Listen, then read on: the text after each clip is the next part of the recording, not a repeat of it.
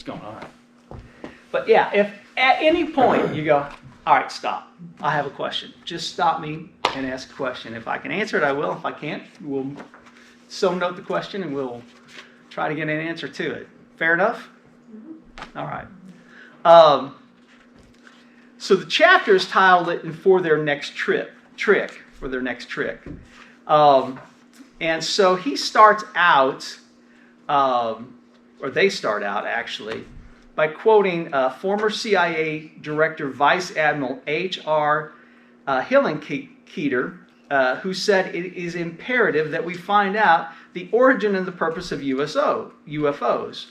Another distinguished scientific USO researcher, Gordon Creighton, points out, however, that UFO investigators agree on very little, and when it gets down to the particulars, there's just as many theories as there are investigations. Well, 50 years later, that kind of hasn't changed a whole lot. They say the problem with UFO information is that it does not add up. The craft refuse to have any consistency. They exasperate the most conscientious researchers, and they persist in baffling the whole world. Dr. J. Allen Hynek says that the characteristics of the UFO phenomena are embarrassing, not only when presented to the public and scientific minds, but also to the best investigators themselves. So they say there are many hypotheses out there, but we really can't talk confidently about any of them for sure. We don't know, here's where they start to get into the crux of what they're talking about. We don't know how the universe began, according to science. Science says they don't know how the universe began, scientifically speaking, or they know that it's a hospitable place on Earth for people to inhabit, with an incredible number of variables balancing the just perfectly accommodations in which we live.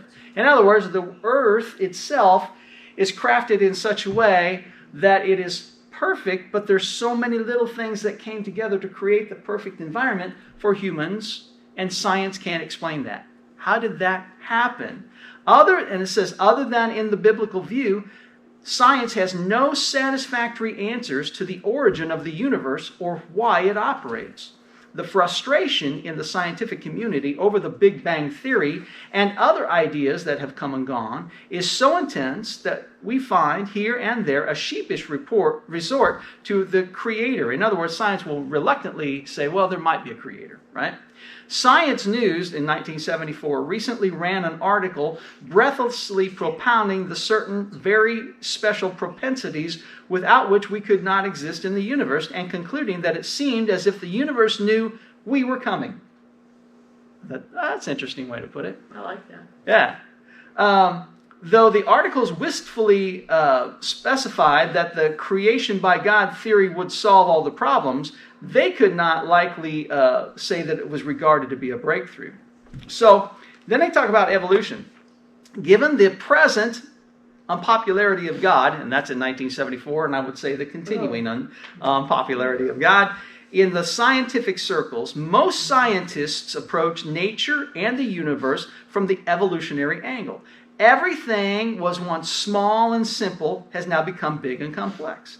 The universe was once a single massive particle. This is their view, right? Evolution. The universe was once a single massive particle that exploded and produced large numbers of smaller particles, and these in turn have become the stars and planets, etc., that we see around us. Floating gases, dust, and so forth combined and condensed to make the worlds and our own solar system. The four major theories explaining the origin of the universe have experienced similar fates of variation. The theories only last until someone comes along that says something that won't fit, and then they are either amended or a new theory is put forth. But it all goes back to something happened, something went bang. We're just not sure how or why, right? So, and they say, getting down to the specifics of the unknown, we have no evidence that there are really any planets out there beyond our own solar system.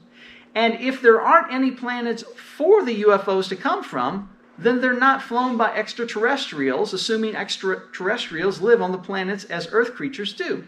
More simply, the normal assumption about the UFO occupants is that they have driven their flying machines from their planetary homes.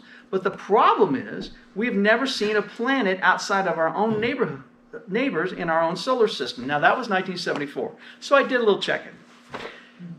Have the telescopes discovered other things? Because it seemed to me that the telescopes had discovered other planets. And what I found was they have found a few things. Oh, no, wait a minute. There are about a dozen planets.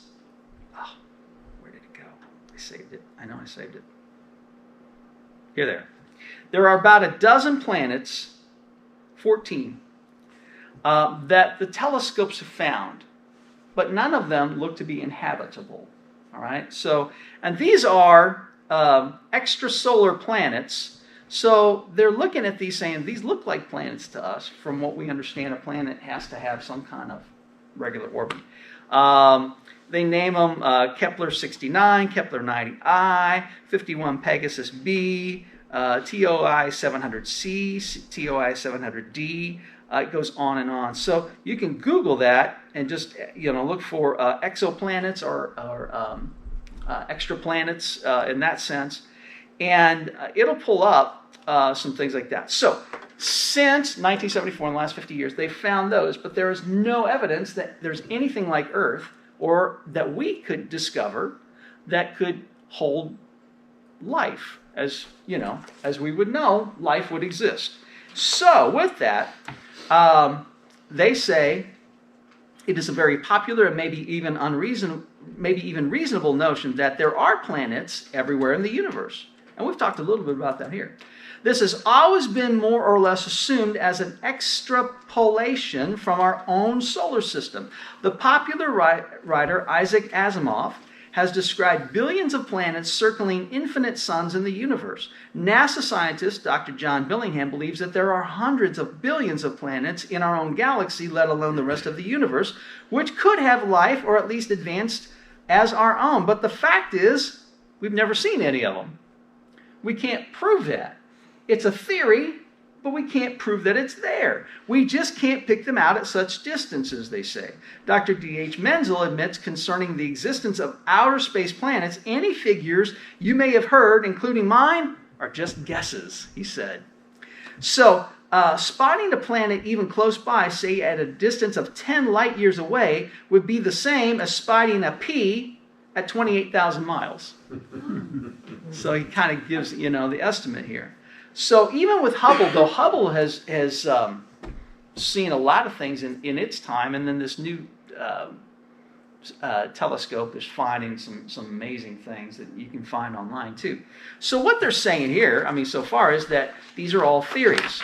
So with that, then the question is, can there be life on other planets? So they deal with this. It says, if the UFOs came from an outer space planet, there must be quite an advanced civilization out there capable of intergalactic travel and the impressive array of performances credited to the UFOs. But for a planet to support even the simplest forms of life is a tall order. The planet must have extraordinarily hospitable accommodations, such as Earth does, within precisely defined limits. The Earth has exactly the right temperature, the right chemical composition, the right atmosphere, the right gravity, the right position relative to the sun and the other bodies. The tiniest margin of error in virtually any of one of these elements and of the basic life support systems, and it would make the sustenance of any kind of life inconceivable. But we are now looking not only for a planet where we have seen no planets, we are looking for life on that planet in a far more advanced plane than we have ever yet known. As a professor of chemistry, Donald England warns any speculation as to the imaginary men on imaginary planets is pure idle speculation.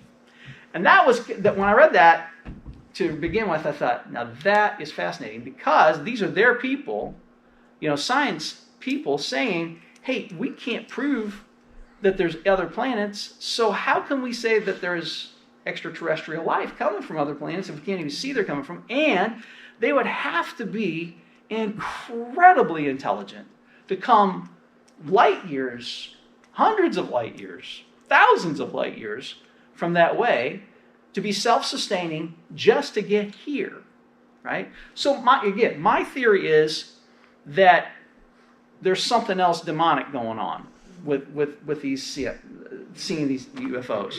And so science is saying in this setup here, and remember this is 50 years old, but they're saying, hey, we can't prove it that there's any life out there. Science can't prove it. And if there is no planet for these things to exist, where do they come from? Right? So that's what they're saying. Any questions, any thoughts on that? Because they're going to take on the Big Bang here in a minute. Yeah, right. I had a list at one time, I'll see if I can find it, of how precise everything is on the Earth just for life to exist. Yeah. I mean, imagine that a rotation or one day is 2 weeks long with the hot days we've had, and noon doesn't come for a week. You imagine how hot it would be by noon. Right. So I mean, everything is just perfect, and the tilt of the axis. It's unbelievable. I'll see if I can find that. It's really interesting. It would be interesting. It would be interesting. And you know, we've all I've been in these conversations. Man, the universe is so big. Surely there's something else out there. But in that sense, biblically, I'm not sure I can prove that biblically. I can say God created the heavens and the earth. And you look up there, and I was walking this morning. Of course, this time of year it's so clear because there's not a lot of anything to block your view. And man, there's so many beautiful stars up there. And you just look at that, it's unreal. So God did all that. And then yet the biblical narrative is it's God and he created man in his own image. And when God breathed into us, we became a living soul. So in that, I'm just throwing out questions before we move on here a little bit.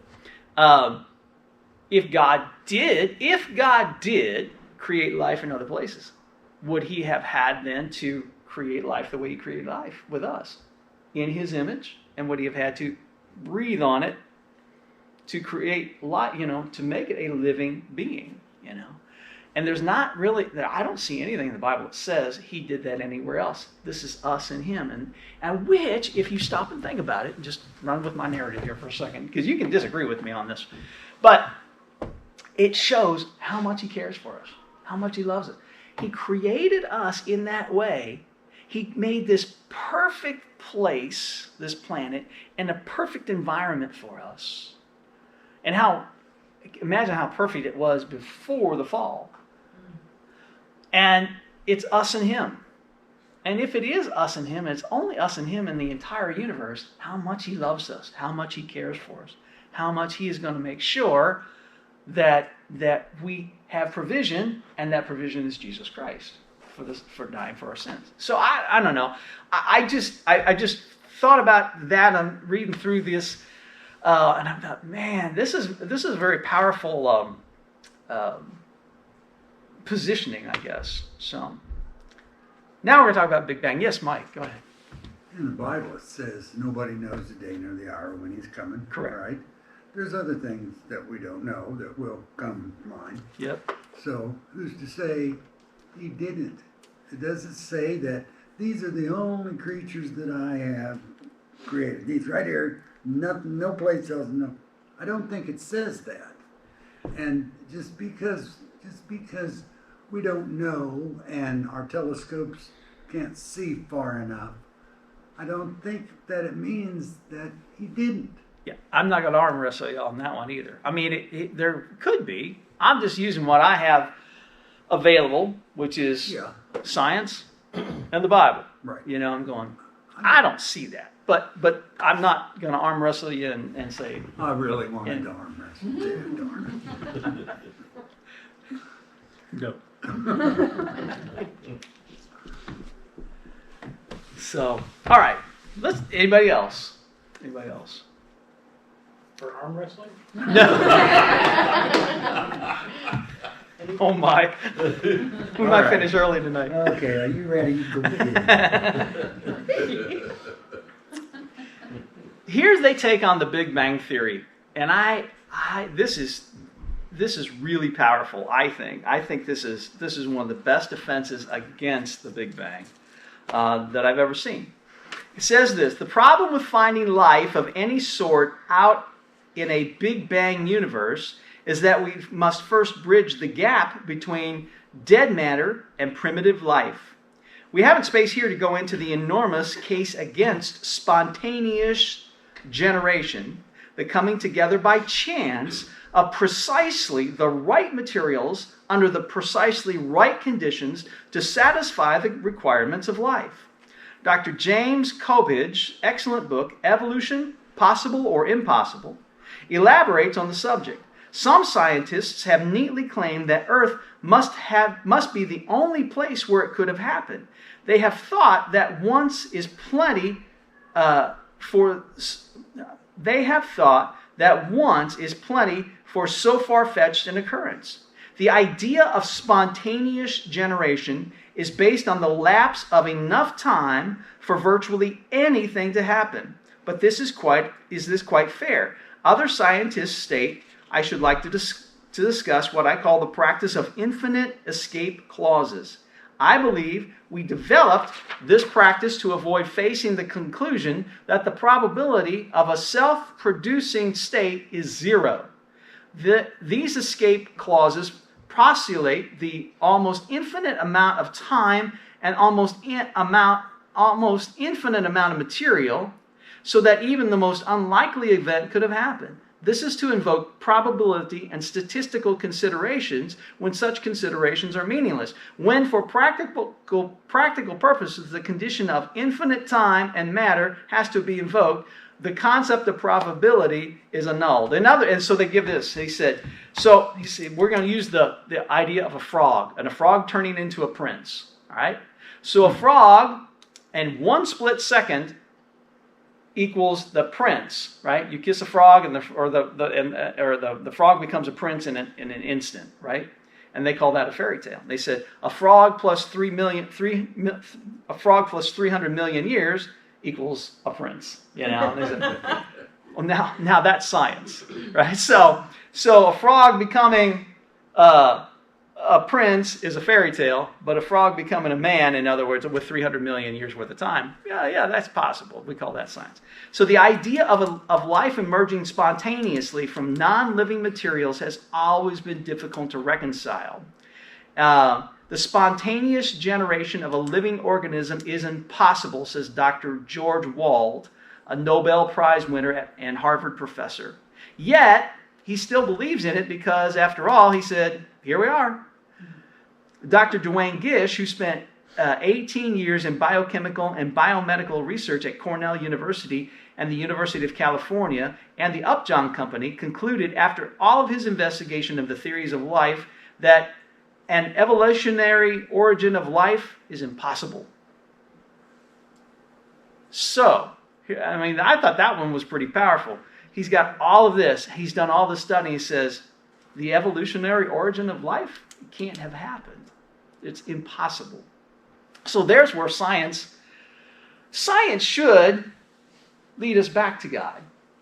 Right? Science, because we're studying what God created, and the more we study what God created, yeah, it's going to create more questions, but the questions always go back to, where did it all come from? Well, it will take us back to Genesis 1. God created it, right? And you go, well, this is so magnificent. How could God create it? And at that point, I think it challenges who we believe God is and how big he really is. Because if we limit him by our understanding of our ability to create, and we say, gosh, God couldn't have done it.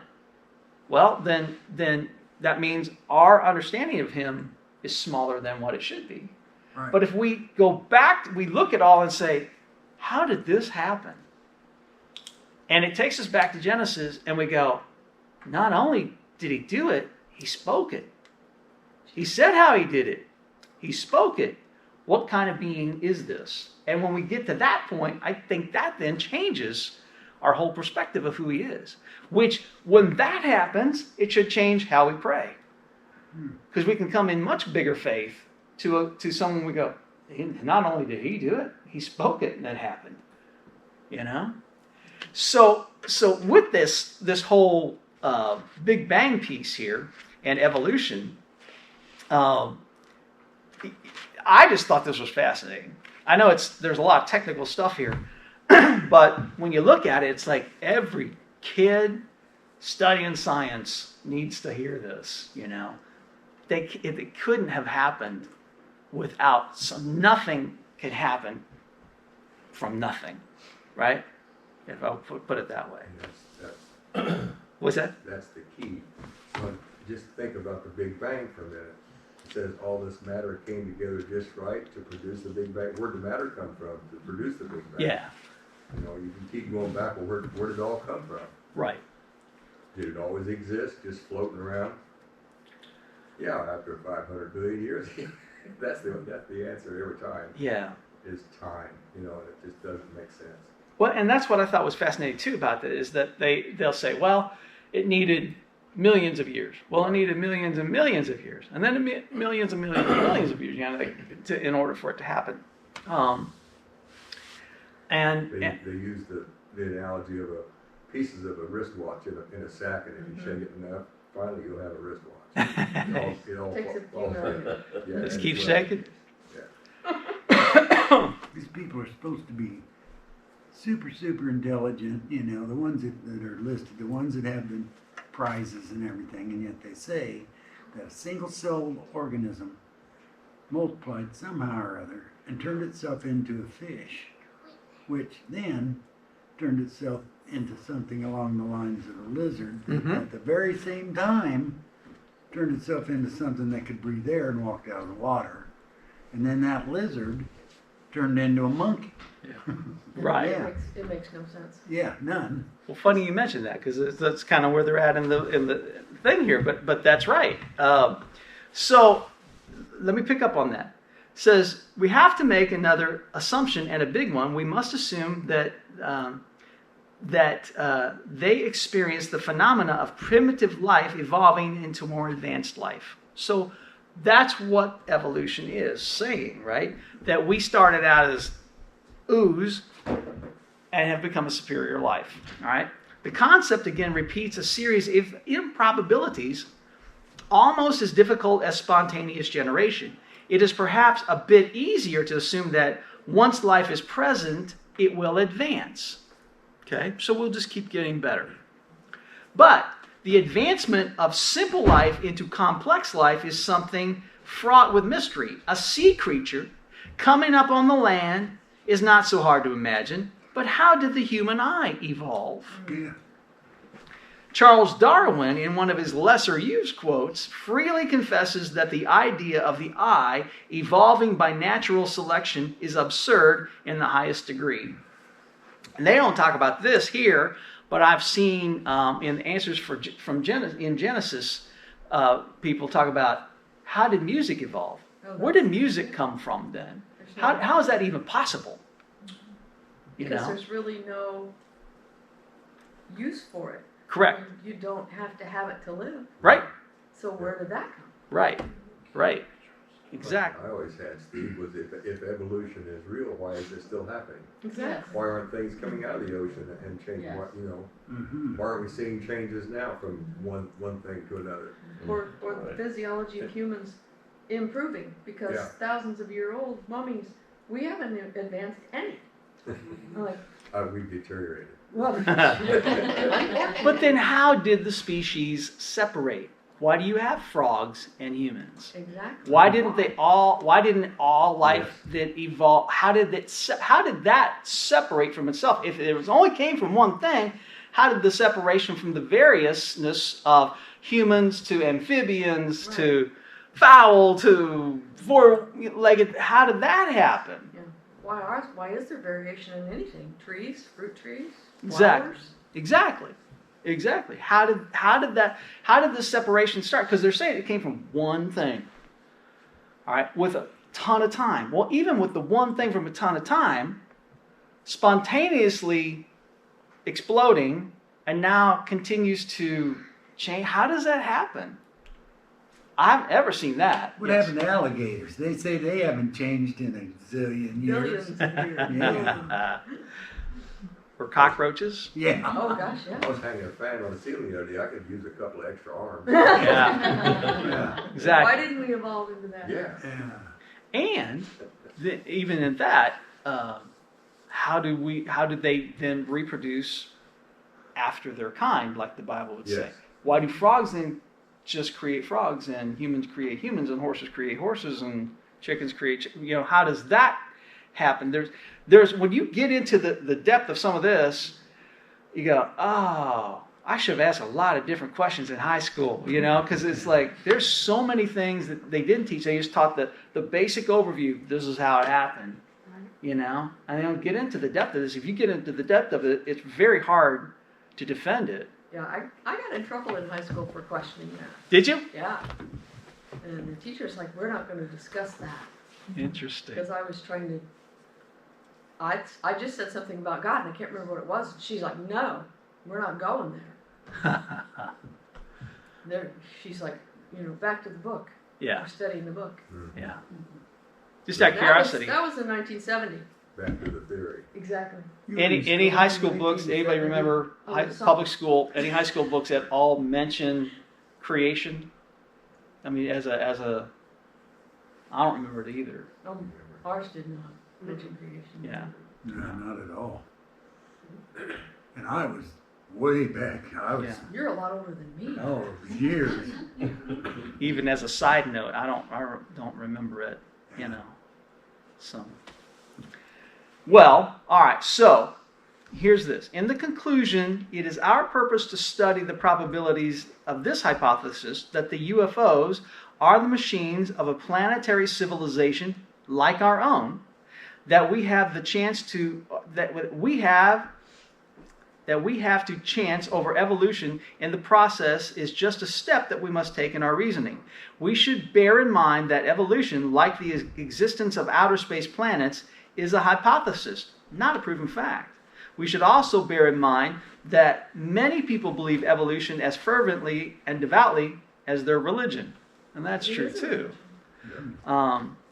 So he says, let's grant for the sake of argument that our hypothetical planet, from which the UFO hypothetically come, did experience the evolution of complex life from the spontaneous generation we granted from the earlier Big Bang. When we accept all of those assumptions, we are not nearly finished assuming. Now we must assume that the complex life forms that evolved became humanoid or man-like in appearance.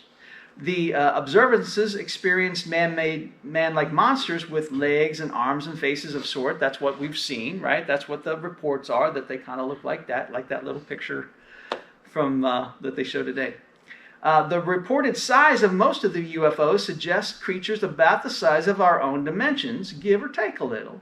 It's a bit sobering to realize, by the way, that if somebody from Jupiter dropped by and his size were in the same proportion to the area of his planet as to ours, his arrival would be about the size of a New York skyscraper, his flying machine, or his size itself. So, if you look at how big Jupiter is, and if everything on Jupiter is proportional to the size of Jupiter, like everything on Earth is proportional to the size of Earth, they're saying these things would be,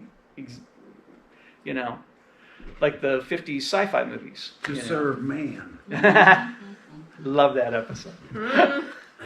Godzilla. Gary. It's a cookbook. I watched that the other day. I love that episode.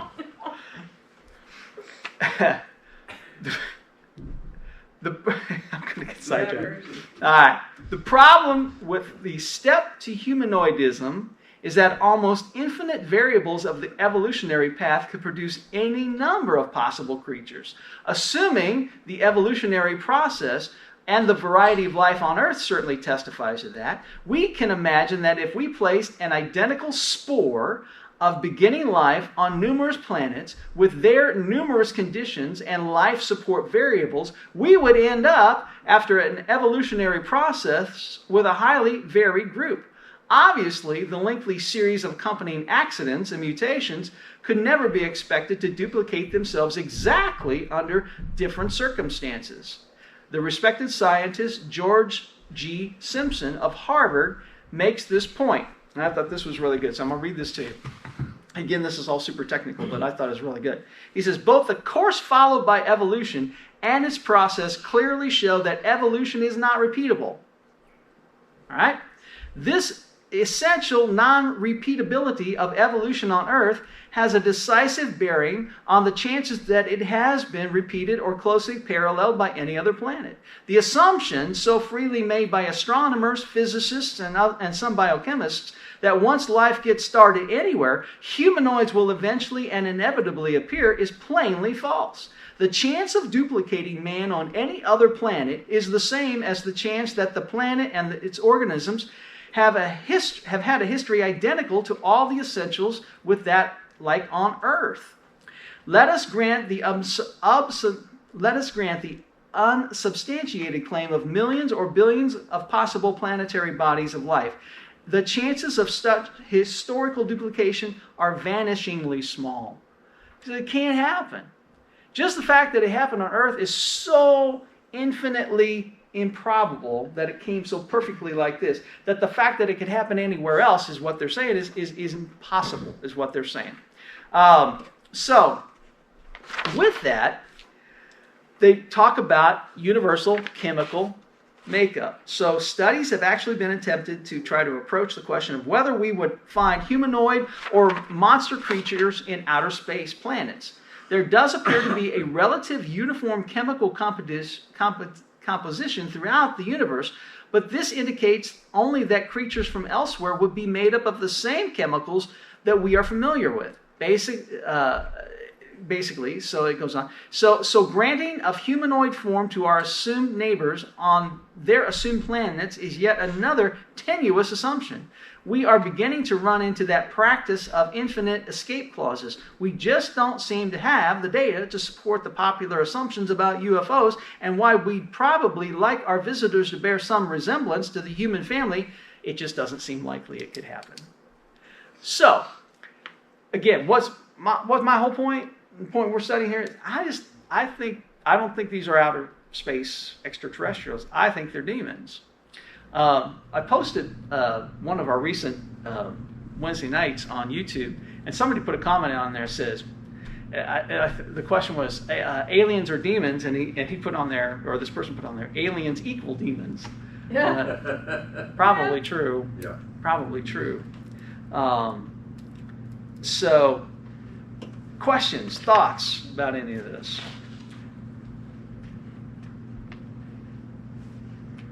If they say that the evolution couldn't be duplicated someplace else, what are the odds that when that first one-celled organism turned into this, where'd the other one come from? Mm-hmm. Because there has to be a male and a female, you know. Right. So That's at the another same, good at the same time. That's another good question. How did that evolve? How did that happen? Yeah. The basic minutia of life itself, it's like out of nothing, you know. So yeah, I mean, it creates more questions. Mm-hmm. The evolutionary and the Big Bang and all that creates more questions about life itself than it answers, unless you just want to believe the theory. Now, on the flip side, they say, well, the Bible's a theory. You can't prove the Bible's real. What would you say to someone like that? What do I think? Huh? Okay.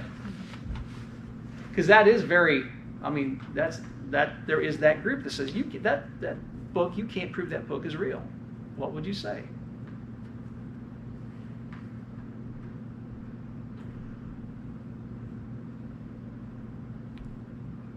There are lots of prophecies that have come to pass, especially about Israel and it becoming a country again out of nothing. Yep.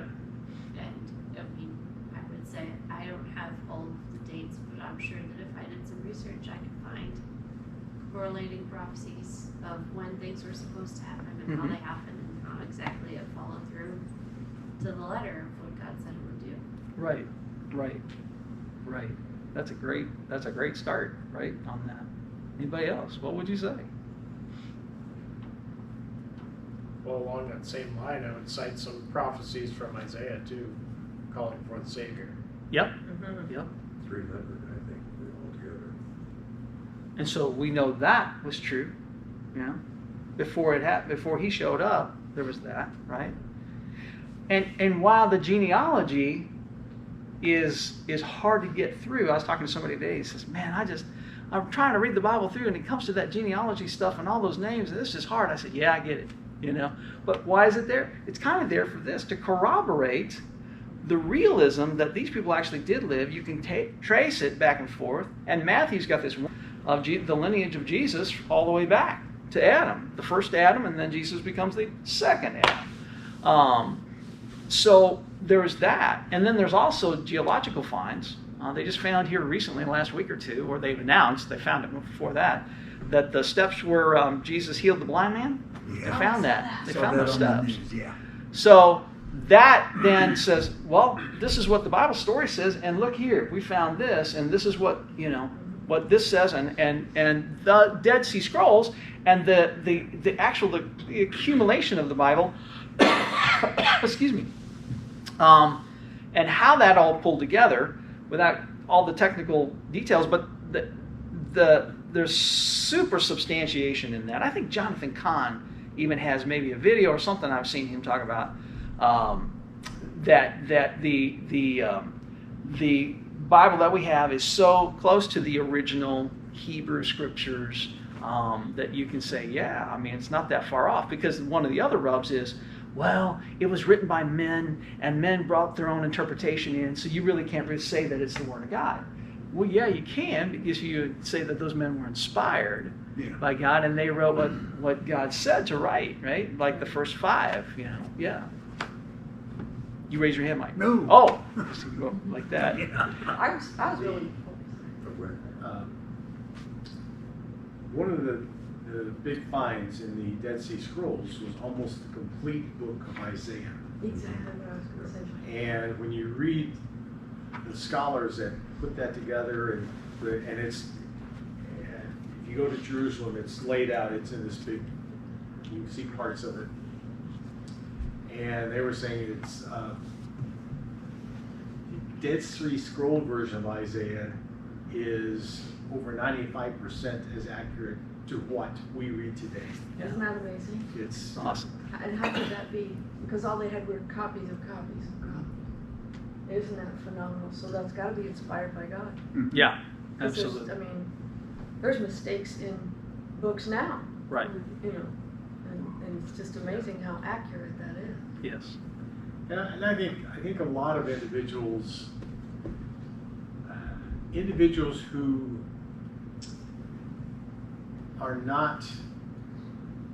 aren't studiers of the Word, or do not read the Bible on a regular basis, when they hear or they see all of these different versions of, you know, the new, you know, NIV or the English Standard, I think in their mind they start, well, someone's changing it around. Mm-hmm. You know, they don't take the time to look at it and compare it and say, no, they're all saying the same thing, just in different versions, just different ways of using the American language. Yeah. Because sometimes there isn't an exact. Different ways of using the 26 letters that God gave us Exactly. to write all of these books, Exactly. or the 7 notes to write all that music. Yeah. Right. Anybody else? I thought it was pretty cool that they found the pool of Bethesda. Yeah. Mm-hmm. And for many years, that's a made-up story. It didn't exist. There's Right. no such thing. And then they found it. Yes. I'm like, it's just like God is just revealing all of this stuff over there. Yeah. All of the archaeological digs over there are revealing, you know, that everything that's in the Bible is true. Yes. Yes. They something here recently was announced. They think they found Sodom and Gomorrah, and one of the things that they are bringing about as evidence is some of the pottery and all that they found was what was the word when you bake pottery and it glazes it, right? And there was like a superheated glaze on one side of some of these things, and they would say that would be representative of, you know, what God did rain fire and brimstone on it, and the destruction that could have been in whatever form that fire and brimstone was, you know, would have been indicative of that. So there's a lot of things that point that out. Before we're done tonight, we'll look at Romans 1, because there's a couple verses in there that talk about the same thing, that we can see what God created and know that he really exists, right? So we'll cover that before we go. So one thing I thought was interesting. Scientists basically say that the universe is composed of the same chemical elements that Earth is made of. So all of what we understand is kind of the same. So when they get down to it, they start talking about this. It says, scientifically speaking, we ought not to have any UFOs because there's virtually no place for them to have come from and no reason for them to exist. But we do have them anyway, so we'll have to take the only other reasonable approach to a study of the UFO phenomena themselves. And perhaps their behavior, they'll reveal some clues about their original purpose. Well, they go on, I won't read it all to you, but what they're saying is like, okay, they have examples of these UFOs saying they came in like this and they just shot out, right? They were quick in how they moved. Well, the physical properties of that, we can't develop spaceships that can do that. In fact, if they don't come in on re-entry in just the right way, and they have to have heat shields, one of two things will happen. They'll either burn up because they come in too fast, or they'll bounce off the atmosphere. Well, how is it that these UFOs can apparently come into our atmosphere, move quickly within it, against all the laws of physics that we know, and still not break up? You know, how does that happen? And the physical improbabilities, we'll put it that way, of that would be, how can that happen? So if they're making their flying machines of the same chemical stuff or whatever that we have, they either have a super intelligent, advanced intelligence that they can take the same stuff we have and do different things with it, or this isn't really happening. You know. Yes. Well, we see that all throughout the Bible, that cultures that have demonic influence will have advanced technology. Like, there's a story where Moses conquers the king of Og, and he's a Nephilim. He's 9 feet tall, or 6, I don't remember. He's really, really tall. They find his bed, and his bed is made of iron. Well, that's the Bronze Age. Like, iron does not exist at that time. So that was an advanced technology that since the Nephilim or the demonic human hybrid, they had all of that information on that side. So, yeah, it's very interesting. Yeah, it is very interesting. Some of the drawings, the cave drawings and things like that, all of these creatures have some similarities, kind of, sort of, maybe like what this Mexican picture looks like to a certain degree. If they could do all those things. What's that? If they could do all those things and had that kind of stuff, they could have drawn a better man on that. They didn't do a very good job. What would, I mean, you can throw this out. What would be their interest in us? Yeah. If they're that advanced, why would they come here? And if they're that advanced, why wouldn't they make themselves more known? Why do they show up in places where it's hard to corroborate that they've been here, other than the word of a couple of people, and you're questioning the mental stability of the people that they're talking, that said they saw it, right? So there's 1,000 things that you can start thinking about here that say something doesn't add up to all of this. But the physical aspect of what they're capable of doing in our atmosphere that we can't do, they've got some kind of spaceship, right, that can do things ours can't do. Well, how does that happen? Where do they get their stuff? Just thoughts. Let me read you a little bit from where that thought comes from. It says, UFOs have no problem at all with navigating Earth's airspace. They go merrily on their way, impervious to capture, detected apparently only when they want to be. And that's another point. They neither consistently come right out into the open, nor do they consistently avoid detection. Some sightings have been blatant self-revelations by the UFOs. Did they think, when they decided to take a break by putting down practically on the shoulder of the U.S. Highway 70 near the White Sands Proving Grounds, that we wouldn't notice? Did they suppose that Charles Hickson and Calvin Parker, who are quoted in the book, seeing, and one of them having been taken by the UFOs, would mention their eerie experience. When they are pursued by airplanes, which has happened thousands of times, they may hang around a bit before they zoom off. They have closed in on many a plane, seemingly for observation purposes, without apparent concern that they had been spotted and were being tracked on radar and duly certified by exceptionally trustworthy witnesses. And then there's the craft itself. Almost with no constant design, according to our observations, our experience with machines again dictates that it is simpler to design a prototype and then copy it over and over. We've never made a machine capable of both infinite variety and constant performance. Why would we try? But it's very hard to find any two sightings that agree exactly on what the UFOs look like. Everybody sees something a little bit different, or a lot different. The idea that some superior civilization builds infinitely varied craft and sends them here only once in a while is unacceptable to any logical mind. So why do they look all so different?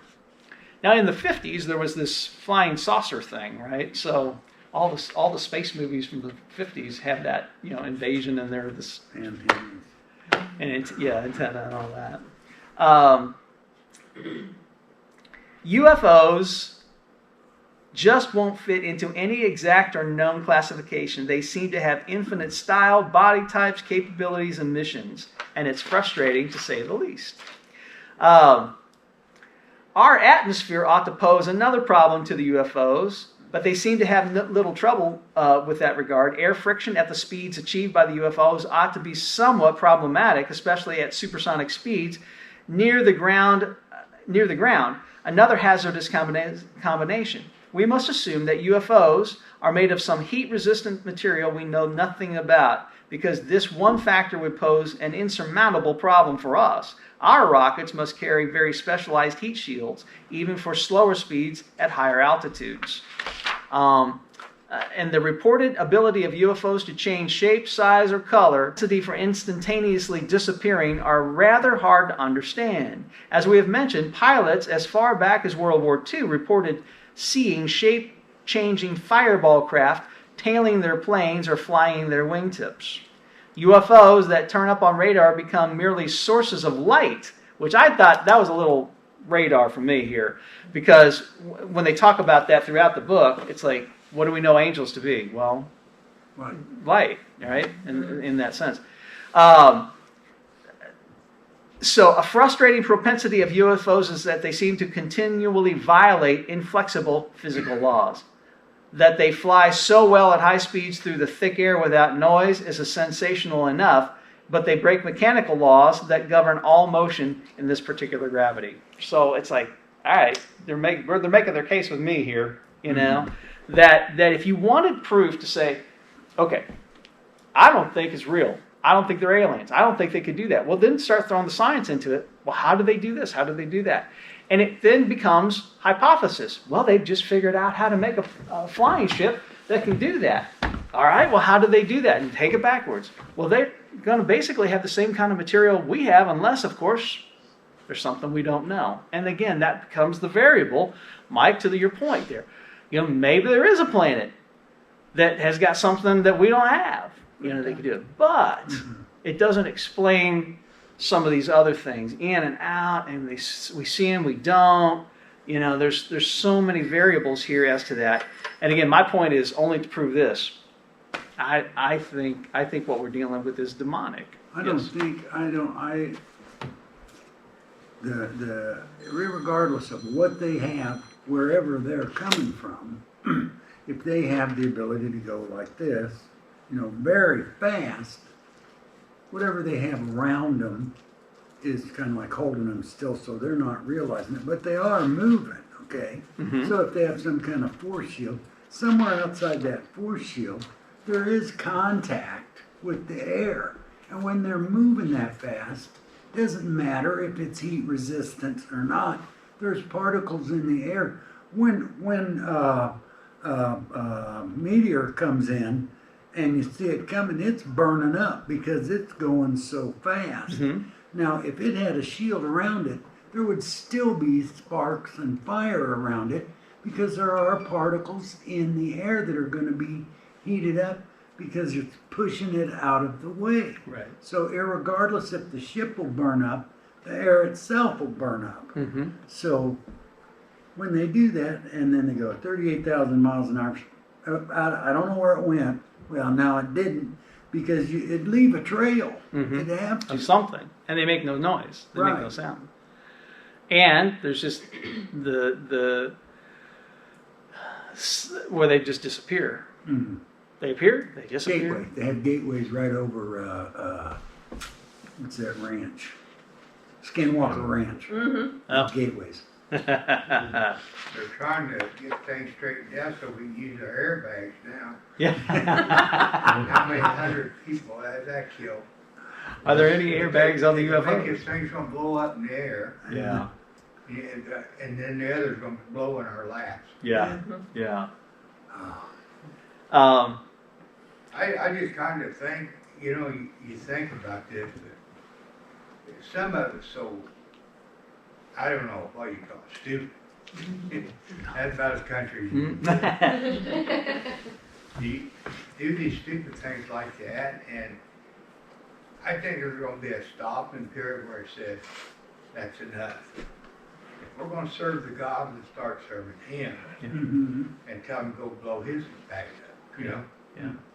But Called they, the they rapture, get Bob. they get so advanced, caught up into things. I don't even think all they want to do, I guess, is spend money and bury it. Right. Right. Look in your Bible to Romans chapter 1. Steve, Yes, sir. while you're looking that up, Mike just made a good point. What happens to us in the rapture? We're Our bodies are changed, right? yeah. So if we're sitting in here, how do we get out? Yeah. Go right through. Right it, through. Yeah. we will. Yep. Yep. And didn't even bother the ceiling and the roof. Right. So you could go through the air and not even disturb the air. Yeah. Yeah. That's my point. Yeah. Exactly. And yeah. Yes. Pretty much. Anyway.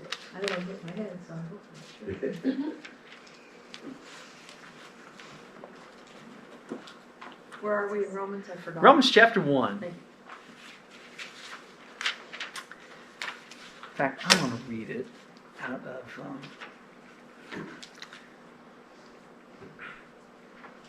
Let me read it out of the New American Standard.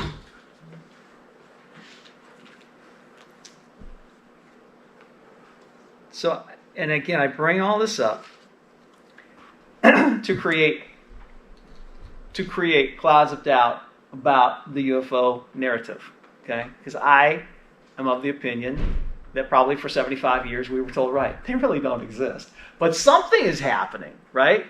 And there's a reason that this narrative has been changed. There's a reason that all of a sudden we talk about it and seemingly normal people are saying, yeah, we think there's something to this. There's UFOs.